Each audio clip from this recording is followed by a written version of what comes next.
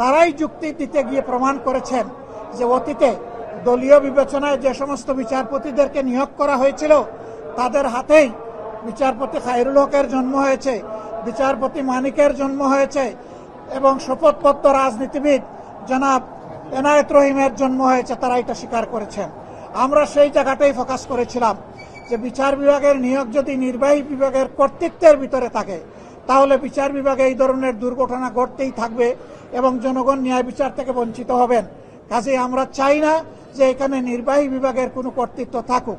Interim government যে অধ্যাদেশ জারি করেছিল সেখানে কার্যত নির্বাহী বিভাগের কোনো প্রভাব ছিল না।